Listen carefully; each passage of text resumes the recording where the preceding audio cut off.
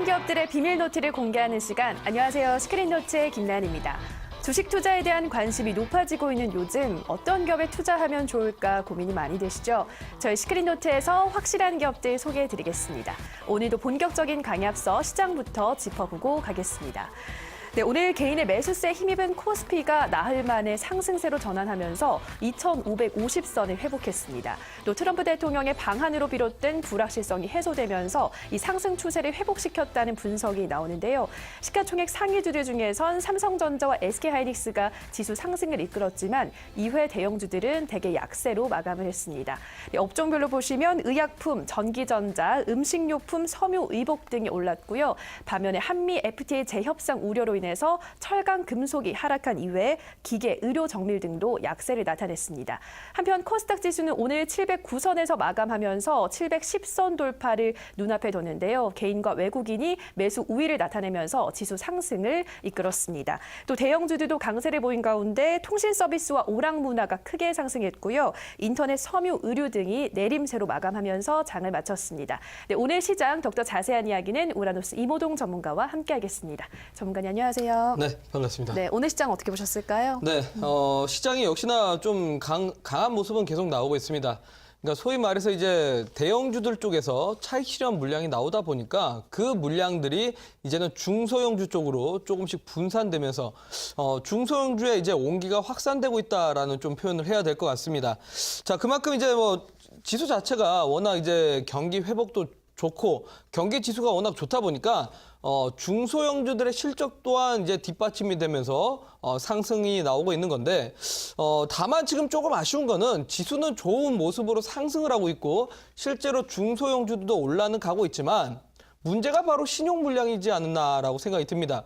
자, 앞전에도 제가 말씀을 드렸지만 이 신용 잔고 무슨 말이냐? 그러니까 소위 말해서 우리 개인 투자분들께서 뭐 신용 매매를 한다라든지 또는 미수 매매를 한다라든지 또는 스탁론 매매를 하는 거 전부 다 사실 갚아야 될 돈들입니다. 지금 고객의 예탁금 수준은 그대로인 상태에서 자꾸 신용잔고가 늘어난다라는 건 우리 투자자들의 거래금은 없는데 그만큼 빚을 빌려다 써서 올라가는 종목을 공략하는 현상이 발생되고 있다는 거죠. 자, 그렇다면 일단은 종목들이 상승 나오는 것까지는 좋겠지만 이 신용을 갚아야 되다 보니까 결국은 갑자기 어느 순간 또 급락이 나오는 경우도 많을 겁니다. 자, 그래서 지금 시장은 겉으로는 좋으나 또 속은 또 안 좋기 때문에 정말 종목을 매매함에 있어서 좀 실적이 튼튼한 종목으로 하셔야지 잘못해서 테마주를 쫓아가시다가 손실 볼 수 있다라고 말씀을 좀 드리도록 하겠습니다. 네, 대형주의 차익 실현 매물이 중소형주로 분산이 되면서 이러한 온기가 확산되는 모습이긴 하지만 신용 잔고가 급증하는 것은 또 지수가 급락으로 이어질 수 있는 위험감을 가지고 있기 때문에 이러한 부분은 좀 유의를 하시면서 매매를 진행하시면 좋을 것 같습니다. 네, 그러면 오늘 장 속에서는 어떤 급등주가 검색기에 포착됐는지 함께 살펴보실 텐데요. 이 검색기는 시장에서 당일 가장 강한 종목들을 포착해내는 프로그램입니다. 매일 실시간으로 급등주를 포착하는 거니까요. 여러분들도 투자에 참고해 보시기 바라고요. 네, 화면 보시면 오늘은 총 7종목이 포착이 됐는데요. 가장 먼저 오늘 높은 급등세를 나타낸 DNA 링크부터 확인해 보도록 하겠습니다. 네, 요즘 코스닥 시장에서 바이오주들이 강세를 보이고 있는 가운데 이 종목은 암 맞춤형 유전체 임상 적용 시스템을 구축하고 있다는 소식에 오늘 강세를 보인 것 같은데요. 전문가님, 이 종목 어떻게 보시나요? 네, DNA 링크라는 기업 같은 경우는 말 그대로입니다. DNA 링크. 그만큼 이제 유전체를 진단하고 유전체 검사를 하는 기업이라고 보시면 될 것 같습니다. 소위 말해갖고 질병을 초기에 진료할 수 있을 만한 이런 헬스케어 업종인데 사실 지금 제가 좀 아쉬운 부분은 지금 제약바이오가 전체적으로 좀 상승은 나오다 보니 개인 투자자분들이 가장 또 관심 있는 섹터입니다. 근데 우리 투자자분들께서 저는 제약바이오를 매매를 하실 때 정말 좀 선별적으로 매매를 해야 되지 않을까 싶습니다. 자, 왜 그런지는 설명을 좀 드리자면 제약바이오는 사실 펀더멘탈에 의한 상승이 나오는 종목들은 아닙니다. 그리고 2015년에 사실 2015년 2년 전이죠. 2년 전에는 글로벌 업황 전체적으로 제약바이오 테마가 불었습니다. 테마라기보다는 워낙 제약바이오 기업들의 실적도 좋았고 뭐 신약 개발이라든지 여러 가지 이슈가 있었는데 지금 제약바이오 시장이 글로벌 업황이 좋지는 않습니다. 그런데 우리나라 시장에서 이렇게 올라간다는 건 2015년 흐름과는 조금 상대적으로 다르다라는 부분이고 펀더멘털에 의한 상승이라기보다는 약간의 모멘텀에 대한 이슈가 조금만 부각돼도 올라가고 있는데 아무래도 이제 지수와 상당히 연동되는 게 제약바이오다 보니까 너무 막연한 기대감이 아닐까라고 생각이 듭니다.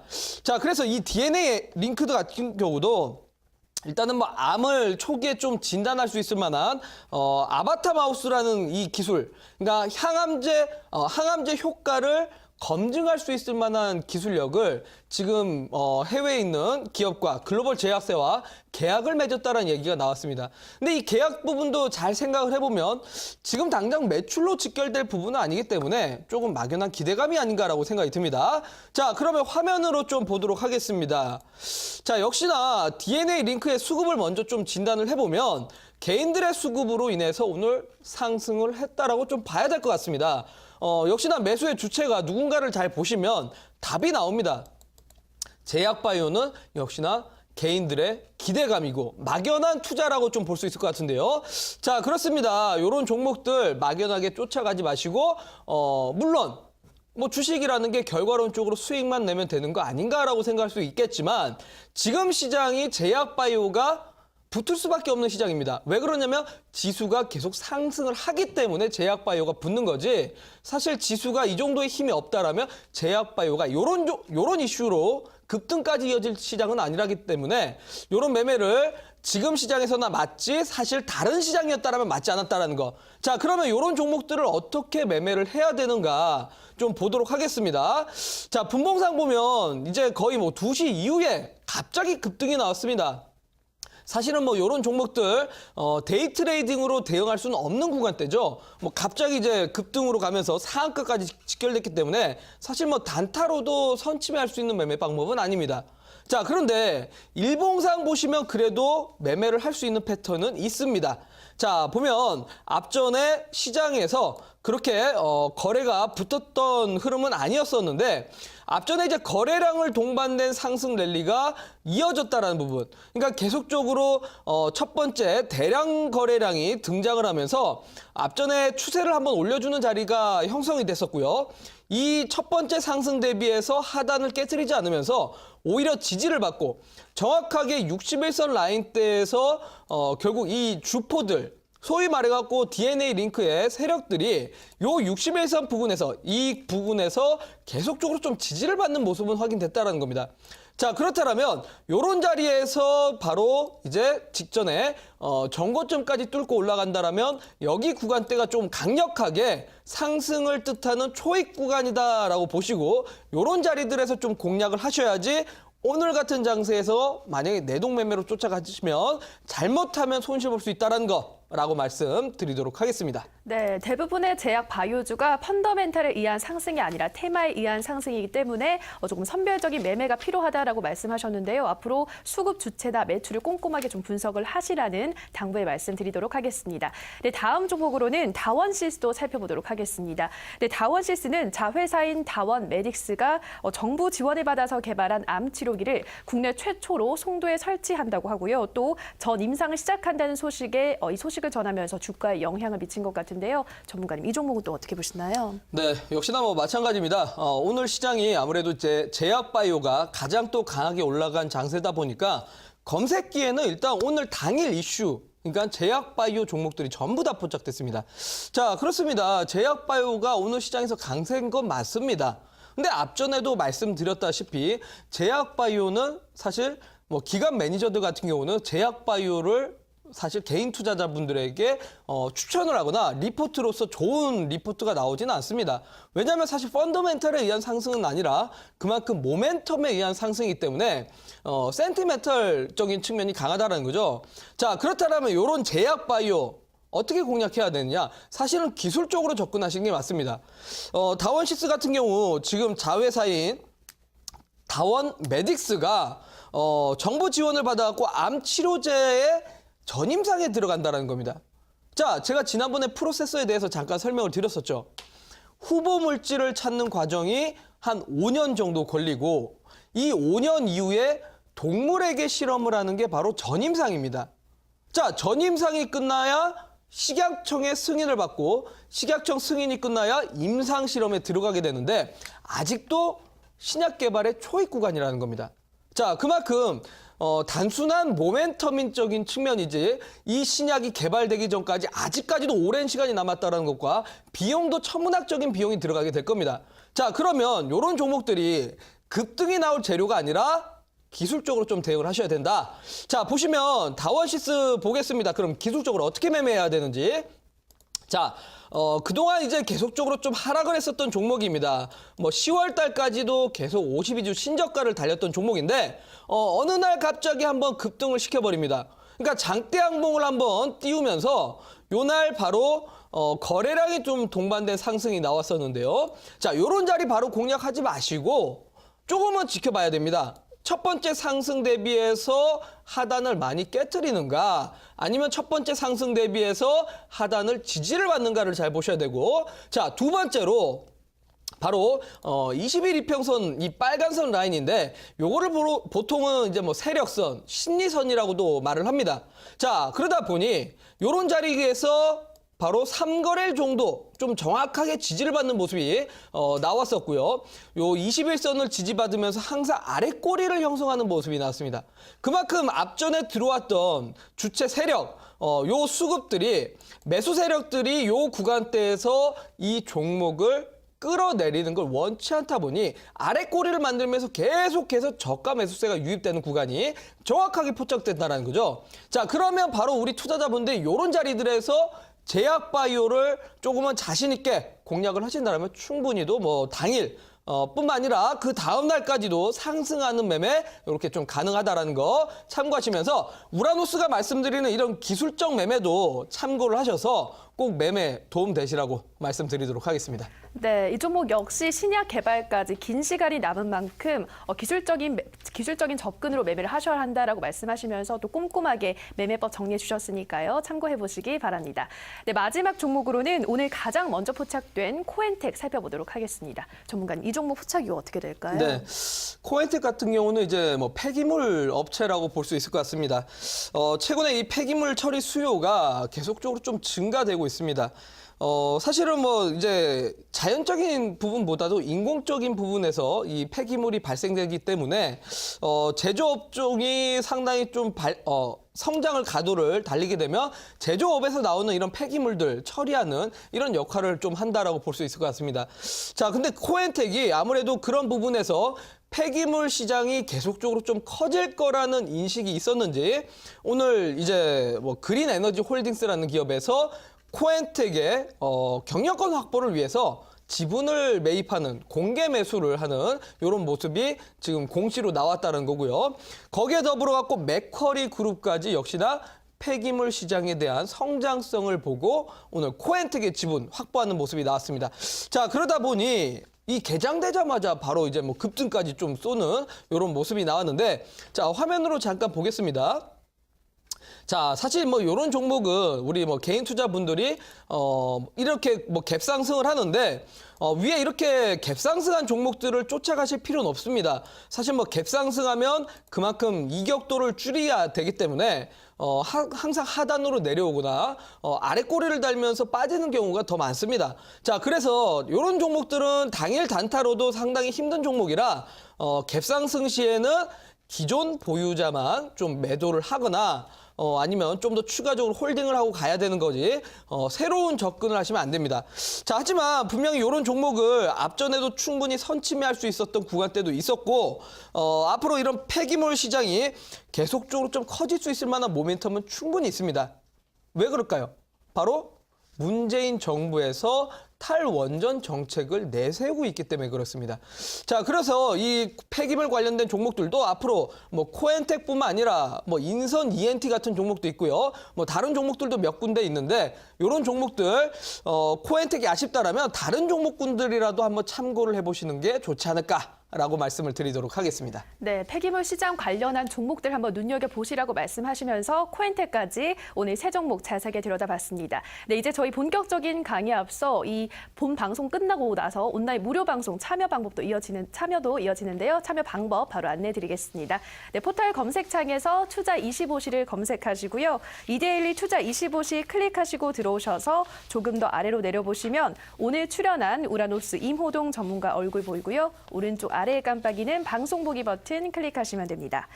네, 이제 본격적으로 시크릿 노트 진행해 보도록 하겠습니다. 전문가님, 오늘은 또 어떤 강의 준비해 오셨나요? 네, 오늘 코엔텍이라는 종목이 이제 뭐 갑자기 급등이 나와서 이런 모습이 나왔는데 코엔텍을 보니까 제가 갑자기 딱 떠오른 게 있습니다. 문재인 정부의 이 탈원전 정책 정말 어디까지 과연 주식시장이 반영이 될 거고 이 문재인 정부 정책의 수혜주가 누굴 것인가?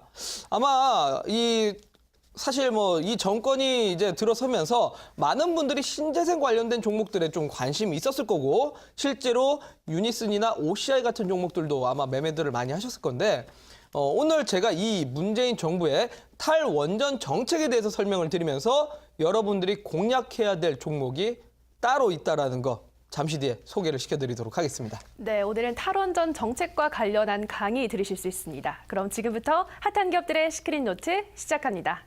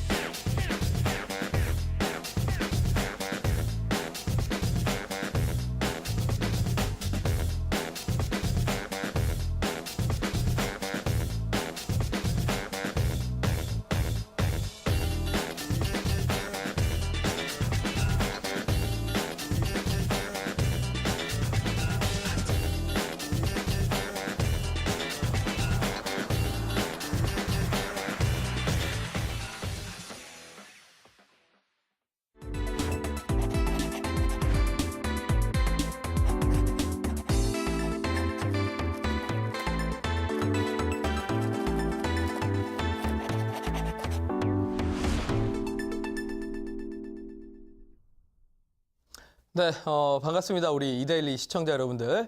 8시 시크릿 노트의 우라노스 임호동입니다. 자, 벌써 한 주의 절반을 달려왔고요. 벌써 수요일입니다. 자, 우리 이데일리 시청자 분들이라면 수요일 날이 얼마나 중요한 날인지 아시죠? 제가 항상 월요일, 화요일에도 중요한 이야기들을 갖고 오지만 수요일에는 더 중요한 이야기들을 항상 갖고 왔습니다. 항상 수요일 날 말씀드렸던 종목들이 그쵸 상당히 좋은 결과가 나왔던 걸로 기억이 납니다. 지난주 같은 경우는 제가 바로 LG 생활건강에 대해서 한번 얘기를 해드렸던 것 같고요. 그리고 사실 뭐 앞전에도 상당히 많은 종목들 수요일을 통해서 공개를 해드렸던 것 같습니다. 그중에서 대표적인 종목이 생각이 나는 게 추석 전주에 제가 여러분들에게 추석 선물로 드렸던 파라다이스와 GKL이 지금까지 상승을 이어가는 거 보면 아마 여러분들 수요일이 정말 중요하다는 거 아실 겁니다. 자, 그래요. 오늘 제가 또 그러면 이 수요일에 맞춰서 정말 여러분들이 앞으로 정말 문재인 정부의 정책에 대해서 제대로 이해를 하고 있는지 오늘 시간을 통해서 한번 생각을 해보시고요. 문재인 정부 정책상 수혜를 보는 종목이 무엇이 있을까 생각을 해보는 시간. 그리고 정말 여러분들이 빼놓고 앞으로 잘 몰랐던 기업에 대해서 소개를 시켜드리는 시간을 가져보도록 하겠습니다. 자, 그럼 바로 첫 번째 화면을 보면서 설명드리도록 할까요? 자, 지금 전 세계적으로 가장 또 사회적인 문제로 대두되는 게 바로 환경보호라는 이슈입니다. 어떻게 보면 이 환경보호, 뭐 전 세계적으로 문제가 되고 있는 이슈죠. 특히나 우리나라 새 정부에서 집권 초기부터 다루고 있는 정말 문제 중에 하나입니다. 자, 이 방송이 시작되기 전에 잠깐 일기예보도 나왔었는데 혹시 일기예보 보셨나요? 미세먼지가 지금 나쁨 수준이라고 하네요. 자, 그렇습니다. 요즘에 밖에만 나가도 마치 봄철도 아닌데 참 미세먼지가 많습니다. 저도 요즘에는 정말 가끔씩 이 비염이 되게 심해지고 머리가 아플 때가 많습니다. 그만큼 우리나라 공기가 상당히 오염됐고 미세먼지가 많지 않나. 그러니까 지금 보면은 뭐 여러 뉴스나 언론 매체를 통해서 대기 오염이 심각한 수준까지 이르렀다라고 합니다. 여러분 그거 아세요? 우리나라가 미세먼지 순위에서 OECD 국가 중에서 가장 미세먼지가 심한 나라라고 1위를 하고 있는 1위를 하고 있는 나라입니다. 자, 그만큼 우리나라 지금 미세먼지 농도가 상당히 심해져서 이런 환경적인 문제가 심각해진 수준입니다. 그러다 보니 정부에서는 가만히 두지 않겠죠. 단지 국민들의 건강에 달려있는 이 미세먼지, 환경 보호에 대해서 정부가 먼저 나서게 될 겁니다. 자, 요거는 우리나라뿐만 아니라 글로벌 전체적으로 그런 이슈가 생겨났습니다. 자, 다음 화면 보도록 하겠습니다. 자, 실제로 미국에서도 전 대통령인 오바마 정부 임기 8년 동안 미세먼지와의 싸움을 했습니다. 상당히 탈원전, 탄소 배출 저감하겠다라는 정책을 내세우면서 원전 화력 발전소에 대한 부분들을 자꾸 줄여나가자라는 정책을 내세웠었는데, 야, 근데 이번 대통령은 뭔가 조금은 다르긴 다릅니다. 자, 트럼프 대통령 정말 예상치 못하는 인물이죠. 어떻게 보면 우리 국민들 무슨 이런 사람이 다 있나 싶을 정도로 우리 국민들하고의 상당히 정서도 맞지 않는 인물입니다. 자, 트럼프 대통령 이번에 미국에 당선되자마자, 아니죠, 당선되기 전에 대통령 후보 때부터 이런 발표를 했습니다. 원자력 발전소? 그거 해야지. 왜 안 해? 아니 무슨 친환경이냐? 국민들의 일자리를 지금 없앤 거다. 그동안 오바마 정부에서 화력 발전소를 없앤 거는 국민들의 일자리를 없앤 거다. 라고 하면서 바로 환경부 앞에서, 환경보호청 앞에서 탄광 노동자들에게 이런 부분을 어필을 했습니다. 자, 국민들의 일자리를 뺏은 거 다시 갖고 오겠다. 무슨 탄소 저감이냐? 환경 정책 규제를 폐지하겠다라는 말을 하면서 오히려 원자력 발전소, 화력 발전소를 좀 더 중시하는 현상이 나왔습니다. 글쎄요, 뭐랄까요? 조금이라도 국민들의 표심을 얻기 위해서 했던 말이기도 아마 했을 겁니다. 그리고 이 트럼프란 인물이 워낙 부동산 사업으로 인해서 부자가 된 케이스다 보니 정책적인 부분보다는 아무래도 사업자 기질로서 좀 그런 부분을 말하는 거 아닌가라고 생각이 듭니다. 자, 그래요. 이 트럼프 대통령이 결국 이런 발표를 했기 때문에 지난 파리 기후협약에서 TPP를 탈퇴를 했습니다. 사실 많은 지금 글로벌 국가들, 유럽뿐만 아니라 많은 글로벌 국가들이 환경을 보호하자라는 캠페인으로서 하고 있는데 트럼프 대통령이 파리 기후협약을 탈퇴를 했다는 건 유럽의 국가들도 하나 둘씩 탈퇴할 가능성이 생길 수도 있습니다. 실제로 오늘 제가 또 뉴스를 보니 스위스 쪽에서 그리고 스페인 쪽에서 화력발전소를 다시 재가동한다라는 얘기도 있습니다. 참 어떻게 보면은 안타까운 이야기죠. 환경적으로 상당히 지금 위험한 현재 시국에서 여전히 화력 발전소와 원자력 발전소를 강조한다라는 것. 어떻게 보면은 국민들과 전 세계적으로 좀 좋지는 않은 것 같습니다. 자, 그래요. 트럼프라는 인물은 현재 이렇게 지금 하고 있는데 그럼 우리나라 정부는 어떨까요? 다음 화면 보겠습니다. 자, 실제로 우리나라 문재인 대통령께서는 이번에 집권 초기부터 미세먼지 없는 나라를 만들자라는 이런 모토로 신재생 에너지 정책에 대해서 지금 상당히 강조를 하고 있습니다. 자, 그렇죠. 뭐 탈원전, 탈화력, 소위 말해가지고 노후화된 화력 발전소와 원전 발전소를 가동을 중단하고 그리고 향후 30년 뒤까지 하나 둘씩 줄여나가자라는 정책을 내세우고 있습니다. 자, 그러다 보니 상당히 왈가왈부 말이 많았었죠. 네, 그렇습니다.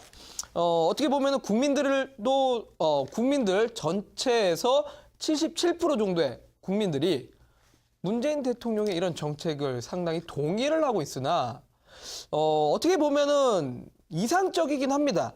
하지만 원전을 없애고 화력발전소를 없앤다면 그 전력 생산을 어디에서 감당할 수 있을 것인가? 태양광이요? 풍력이요? 자, 아마 이런 정책이 나온 순간부터 태양광 관련주하고 풍력 관련주들이 급등이 나왔던 거는 기억나실 겁니다, 여러분들. 지난 4월에서 5월이죠. 자, 근데 여러분들 잘 생각을 하셔야 될게요. 우리나라에 있는 풍력발전소를 전부 다 합쳐도 사실 화력발전소, 원전발전소 한두 개의 생산보다도 떨어지게 됩니다. 상당히 전력 생산에 있어서는 비효율적이라는 거죠. 그래서 사실은 너무나 급격하게 이런 정책들을 밀어붙이기에는 무리가 있다는 거죠. 자, 그래서 지난 10월 달 신고리 5호기, 6호기를 중단한다라는 논론에서 결국은 중단이 아니라 건설 재개를 선택할 수밖에 없었던 겁니다. 자, 그러면 앞으로 신재생이 안 좋을까요? 또 다음 화면을 보도록 하겠습니다. 자, 그래요. 문재인 정부에서는 이 친환경 정책 그래도 밀어붙일 예정입니다. 당장은 급격하게 시행하진 못하더라도 노후화된 발전소는 조금씩 중단을 할 거고 아니면 노후화된 화력발전소 같은 경우는 미세먼지라든지 이런 환경 오염 물질들을 조금이라도 덜 배출할 수 있게 분명히 건설을 다시 재개할 거고 약간의 보수 작업을 분명히 하게 될 겁니다. 자, 그러면서 차츰차츰 점진적으로 이루어지겠죠. 그렇다면 여러분들 가장 수혜를 볼 게 신재생 에너지가 아니라 이 원전이나 화력발전소 관련돼서 사업을 하고 있는 기업 중에서 찾아낼 필요가 있다는 겁니다. 자, 그래요. 정부는 40년 후에 원전제로 국가를 지향점으로 하고 탈원전 로드맵을 추진을 할 거기 때문에 이런 부분은 우리는 생각을 하셔야 된다는 겁니다. 결국은 이런 게 정책이 주식시장에 분명히 반영이 될 겁니다. 제가 지난번에도 한번 말씀드렸지만 주식시장 명언 중엔 이런 게 있습니다. 정부 정책을 거스르지 마라. 결국 주식시장은 정부 정책 방향성에 의해서 움직일 수밖에 없다는 겁니다. 자, 그럼 다음 화면 또 보도록 하겠습니다. 자, 앞서 말씀드린 것처럼 우리나라는 OECD 국가들 중에서 초미세먼지 노출 순위 1위인 나라입니다. 그만큼 환경 오염적인 부분으로 정말 문제가 되고 있는 나라라고 볼 수 있을 것 같고요. 1998년부터 2016년까지 벌써 13차례 이 1위 자리를 놓치지 않고 있습니다. 야, 정말 다른 걸로 1위를 해도 될 것 같은데 안 좋은 걸로 1위를 벌써 13차례 했다라는 게 조금은 창피스러운 일이긴 합니다. 자, 그렇습니다. 지금 최저 수치를 기록한 국가 대비해서 11배 수준의 미세먼지를 갖고 있는 나라. 자, 그렇기 때문에 그만큼 더 친환경 정책, 친재생 정책이 필요하지 않을까라고 생각이 듭니다. 자, 그래서 정부는 2022년까지 우리나라 국내 미세먼지 배출량을 30% 이상 감축하겠다라는 내용을 얘기를 하고 있기 때문에 앞으로 신정부 정책, 에너지 정책상 앞으로 원전과 화력 발전소를 어떻게 없애는 게 아니라 조금은 다른 식으로 바꿔가면서 가스 배출량을 줄이는, 가스 배출을 저감할 수 있을 만한 그런 장치를 갖고 있을 만한 그런 부분들, 이게 바로 주식시장에서 수혜를 볼 수 있지 않을까라고 생각이 듭니다. 어떤 종목이 있을까요? 혹시 지금 떠오르시는 종목 있나요? 잠시 뒤에 또 소개를 시켜드릴게요. 자, 다음 화면 보도록 하겠습니다. 자, 그래서 석탄 발전, 환경 구제 강화로 친환경 설비 수혜를 하고 있는 기업들이 분명히 수혜를 보게 될 겁니다. 그냥 바로 폐쇄가 아니고 중단이 아닙니다. 분명히 친환경 설비를 할 수 있는 기술력을 갖고 있는 기업들, 이런 기업들이 수혜를 볼 수 있다는 거. 그래서 전부 화력발전소가 이제는 배기가스나 미세먼지 배출이 차츰차츰 감소될 수 있게 그런 식으로 진행이 되지 않을까 싶어요. 자, 그래서 오늘 제가 그 부분에 대한 종목을 하나 공개를 해드리겠습니다. 무슨 종목이 있을까요? 풍력이 아니라 태양광이 아닙니다, 여러분들. 여러분들이 알고 있는 풍력 기업들 정말 실적이 있다라고 생각하시나요? 우리나라 유니슨 같은 기업이 지금까지 주가가 많이 올라왔는데 아마 우리 개인 투자분들께서 유니슨 정말 많이 갖고 계실 겁니다. 왜?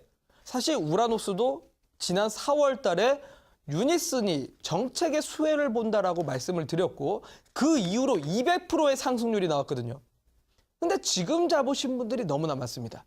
유니슨이 문재인 정부 정책의 수혜를 봐서 다시 올라갈 거라고 생각하고 있기 때문에요. 하지만 실적, 펀더멘탈에 의한 상승은 아닙니다. 자, 태양광은요. 태양광은 태양광 시장 정반 산업이 그리 좋지 못합니다. 많은 유럽 국가의 태양광 기업들이 적자를 면치 못하고 도산과 파산을 했습니다. 우리나라 기업도 마찬가지입니다. SDN, 신성솔라 전부 다 적자를 면치 못하고 있죠. 그나마 살아남은 게 OCI인데요. 자, 여러분들, 저는 지금 신재생, 태양광과 풍력을 보자라는 게 아닙니다. 앞서 말씀드렸던 것처럼 우리나라 풍력단지를 전부 다 합쳐도 원자력 발전소 하나에서 생산되는 전력보다도 비효율적으로 생산이 될 수밖에 없다라는 거죠. 그러면 신재생 에너지가 아니라 친환경 정책에 맞춘 친환경 설비를 할 수 있을 만한 기업 바로 소개를 좀 시켜드리도록 하겠습니다. 다음 화면 보여드리겠습니다. 자, 그러면 친환경 에너지 정책에 따른 수혜주가 어떤 게 있을지 바로 다음 화면으로 기업명을 보여드리도록 하겠습니다. 자, BDI라는 회사입니다. 아마 여러분들 처음 들어보셨을 거예요. BDI. 사실 백두 인더스트리를 줄임말입니다. 자, 신선하죠? 아마 처음 들어보셨을 겁니다. 그렇습니다. 신규 상장주입니다. 자, 여러분들, 우리 이데일리 시크릿 노트에서 제가 신규 상장주 말씀드렸을 때마다 다 전부 다 급등했죠. 그렇습니다. 오늘도 신규 상장주의 우라노스는 신규 상장주를 또 준비해 왔습니다. 자, 사실은 코넥스에 상장되어 있는 기업인데 내일 코스닥으로 이전 상장을 하게 됩니다. 그렇기 때문에 오늘 이 기업에 대해서 제가 소개를 시켜드리겠습니다. 자, BDI라는 기업, 무슨 기업이냐? 사실 에너지 플랜트 설비를 하고 제조하는 기업이라고 보실 수 있을 것 같습니다. 다음 화면 볼까요? 자, 에너지 플랜트 설비를 하고 제조하고 이런 부분들에 있어서 전문 기업이라고 볼 수 있을 것 같습니다. 자, 친환경 설비 강화 정책의 수혜주라고 제가 적어 드렸는데요. 자, 무엇이냐면 이 BDI 같은 경우는 미세먼지의 99%를 거를 수 있는 탈항 설비를 하는 기업이라고 보실 수 있을 것 같습니다.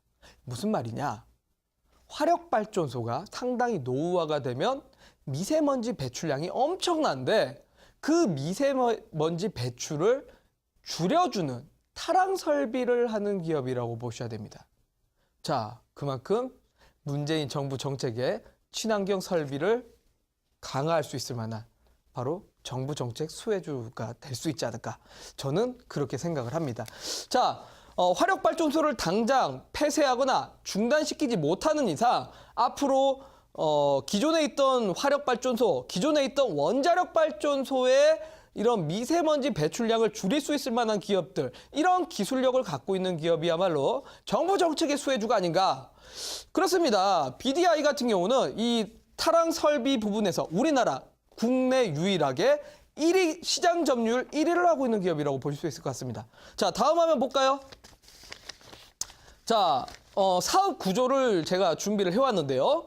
자, 보통 매출의 한 50% 정도가 밑에 있는 탈항 설비입니다. 바로 미세먼지의 99%를 거를 수가 있는 기술력이라고 볼 수 있을 것 같고요. 그리고 21% 정도는 회처리라고 볼 수 있고 또 나머지 21% 정도는 석탄 취급 설비를 하고 있는 기업이라고 볼 수 있을 것 같습니다. 자, 그만큼 미세먼지를 자꾸 줄여나가는 이 정부 정책, 그리고 글로벌 시대의 흐름을 따라간다면 결국 이런 기업들의 매출 또한 계속적으로 증가될 수밖에 없지 않을까라고 저는 그렇게 생각이 됩니다. 실제로 전기 집진기 같은 경우는 석탄 화력 발전 가정에서 발생하는 미세먼지를 포함한 이 먼지를 제거하는 친환경 설비이기 때문에 저감 정책의 수혜에 맞는 기술력이라고 볼 수 있을 것 같죠. 자, 그렇습니다. 그러면 다음 화면 또 보도록 할까요? 자, 실제로 이 기업의 제가 과거 매출을 갖고 왔습니다. 자, 실제로 매출이 지난 과거부터 계속적으로 좀 증가되고 있는 모습을 확인할 수 있고요. 그리고 또 영업이익 또한 과거 대비해서 계속적으로 좀 증가가 되고 있죠. 자, 2016년 대비해서 매출액이 1,060억 정도 기록이 됐고요. 그리고 영업이익이 68억, 그리고 순이익 같은 경우는 50억 정도 기록이 됐습니다. 자, 근데 거기에 더불어 가지고 더 중요한 게 있습니다. 매출과 영업이익이 지금 3년 동안 매년 14%씩 증가가 되고 있는데 과거부터 매출이 그대로 수준이면은 이거는 실적이 좋은 게 아니죠. 근데 과거부터 지금까지 매출이 계속 증가되고 있는 기업 같은 경우 이런 걸 보고 실적이 좋다라고 합니다. 그만큼 BDI는 실적이 뒷받침됐고 실적이 좋은 기업이라고 볼 수 있습니다. 자, 흑자로까지 전환이 된 기업이고요. 근데 거기에 더불어 가서 2017년의 실적까지도 기대가 됩니다. 왜 그럴까요? 다음 화면 볼게요. 자, 실제로 지금 국내 매출뿐만 아니라 해외에도 진출이 되어 있습니다. 뭐 베트남이나 인도네시아 같은 시장에도 본격적으로 좀 진출되어 있는 상황이고 글로벌 전체적으로 화력 발전소에 미세먼지를 줄여가는 과정이다 보니 해외 시장에서의 매출 또한 직결이 되고 있습니다. 자, 요게 2016년에 이 수주를 따낸 게 있습니다. 근데 2016년에 따낸 이 수주가 아직까지는 매출에 기록이 되지 못했습니다. 그러면 2017년과 2018년을 통해서 분명히 이 수주받은 부분을 매출로 기록을 할 수밖에 없을 겁니다. 자, 그러면 향후 실적이 당연히 기대가 될 수 있는 기업이라고 봐야 되는 거죠. 그렇습니다. 바로 이제 앞으로 계속적으로 좀 성장성을 보여줄 것이고 그리고 정부 정책상 이런 친환경 정책을 계속적으로 이어간다라면 이런 기술력을 가진 기업들의 수준은 계속 증가가 될 수밖에 없겠죠. 그러면 향후 실적까지도 우리는 아마 기대를 해볼 만하지 않을까라고 생각이 듭니다. 자, 또 다음 화면 보여드릴까요? 자, 이 기업 같은 경우는 그리고 또 한 가지 있습니다. 바로 바이오매스 발전이라고 해서 식물이나 동물, 미생물에서 이 재생 또는 재활용 연료를 가져와 가지고 사용할 수 있는 발전 형태를 또 갖고 왔기 때문에 그런 부분을 통해서도 지금 계속 신재생 에너지 이용한 에너지 공급 사업도 하고 있다는 부분. 거기에 더불어서 최근에는 태양광 에너지 사업까지 추진을 하려고 합니다. 지난 7월 달에 인계솔라 파크라는 태양광 단지까지 설립을 했습니다. 자, 그렇습니다, 여러분들.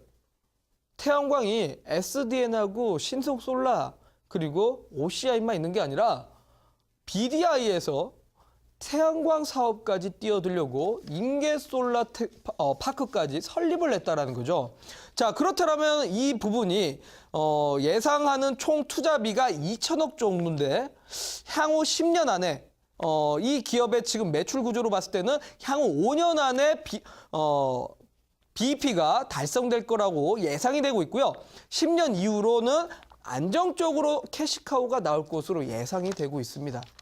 자, 그러면 친환경 정책뿐만 아니라 그러니까 화력발전소에서 미세먼지를 배출하는 부분을 감소시키는 것뿐만 아니라 태양광 사업까지 하면서 앞으로 정말 어떻게 보면은 문재인 정부의 이런 친환경 정책, 신재생 정책에 맞는 좀 적합한 기업이지 않을까 저는 그렇게 생각을 합니다.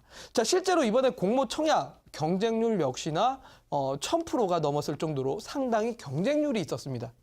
그만큼 많은 기관 매니저들 그리고 많은 개인 투자자들이 관심을 갖고 있는 기업이다라고 좀 볼 수 있을 것 같습니다.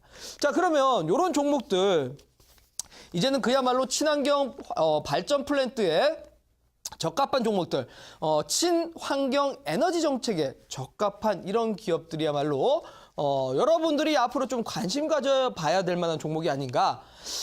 그냥 막연하게 테마성 종목들보다도 훨씬 더 매출이 튼튼하고 실적이 뒤따라오면서 직접적인 사업 부분들이 정말 정책 부분에 맞는지 안 맞는지를 우리는 확인하실 필요가 있다는 거죠.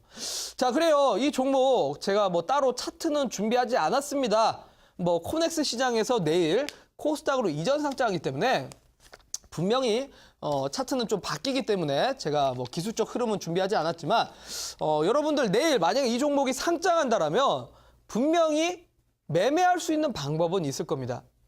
그냥 제가 지금 이 종목을 소개시켜 드린다고 여러분들 그냥 무작정 잡는다. 그러시면 잘못하면 큰일 날 수 있어요. 왜?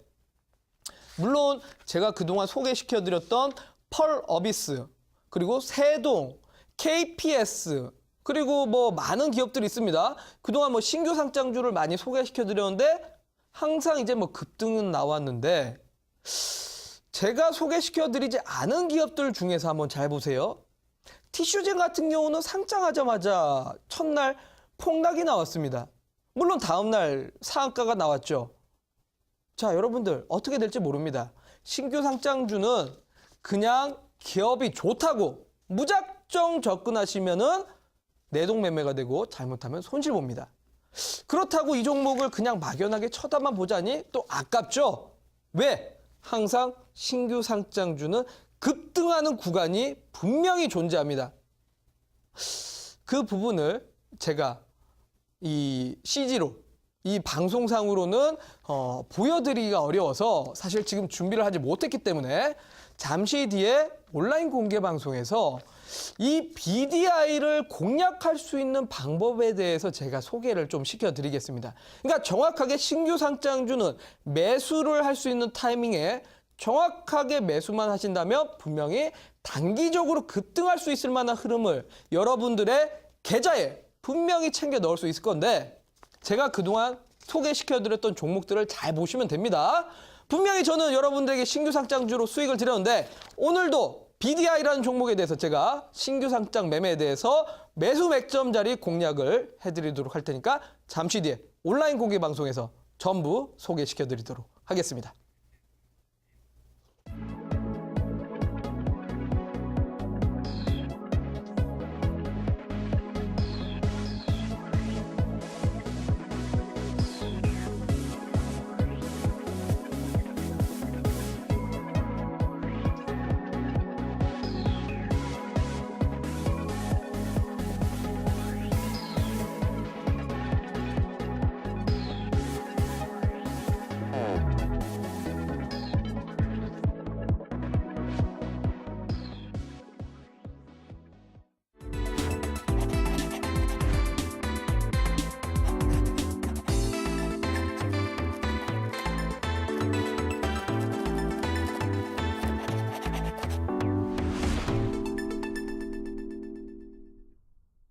네, 오늘은 친환경 정책과 관련한 강의 듣고 오셨습니다.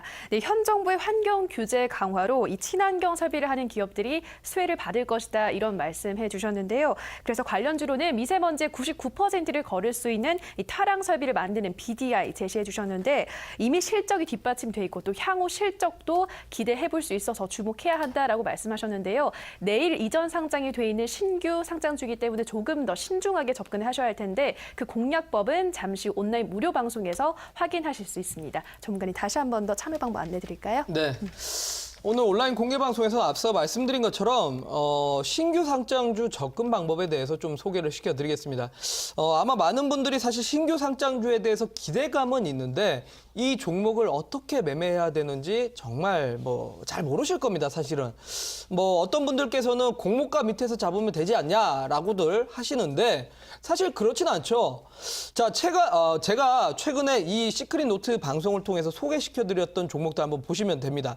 자, 잠깐 화면으로 보여드리겠습니다. 제가 자, 보시면 제가 일단 세원이라는 종목에 대해서 지난번에 이 시크릿 노트에서 세원이라는 종목에 대해서도 소개를 시켜드렸는데요. 잠깐 화면을 좀 보도록 하겠습니다. 자, 보시면 이 종목 역시나 코넥스에서 코스닥으로 전환 상장을 했는데 그때부터 시작해갖고 바로 상한가를 가고 2연상까지도 나왔던 종목입니다. 자, 그러다 보니 공모가 밑에서 잡기보다는 오히려 이 종목에 대해서 정확한 매매 패턴만 아신다라면 2연상까지도 충분히 시세를 취할 수 있었던 종목이었다는 거죠. 자, 이것뿐만 아니라 제가 지난번에 한번 상신전자라는 종목도 신규 상장주 소개를 시켜드렸을 건데요.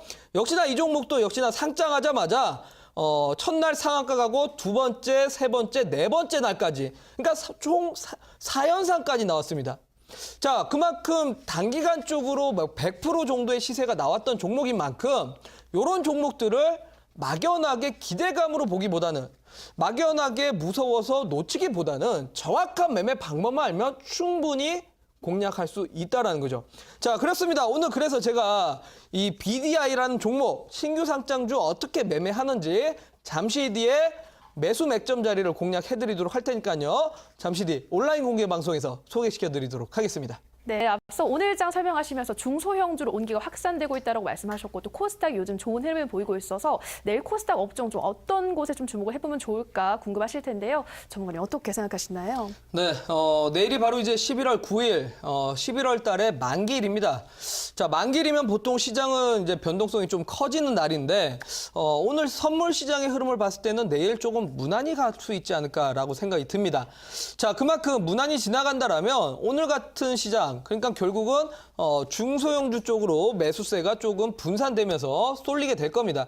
자, 그렇다고 하더라도 그냥 막연하게 테마주들 아무런 이유 모르고 접근하지 마시고 정확하게 이 기업이 펀더멘탈에 의한 상승인지 실적을 잘 보시고 수급이 튼튼한 종목으로 접근하시라고 말씀드리도록 하겠습니다. 네, 내일이 만기일이지만 큰 변동성은 없을 것이다라고 말씀하셨고 그러나 실적주, 튼튼한 실적이 뒷받침되는 실적주에 주목하시라라고 말씀하시면서 내일장 전략 세워주셨습니다. 네, 오늘 벌써 이렇게 마칠 시간이 됐는데요. 이어서 이어지는 투자 25시 2부에서는 리더스탁 정혜준 전문가님의 강의가 이어진다고 합니다. 계속해서 많은 시청 부탁드리고요. 저희가 방송에서 말씀드리는 내용은 투자에 대한 조언일 뿐 해당 종목의 상승과 하락을 보장하진 않는다는 점 양지해 주시면 고맙겠습니다. 내일도 알찬 내용으로 여러분들 찾아뵙겠습니다. 오늘 방송 시청해주신 여러분 고맙습니다.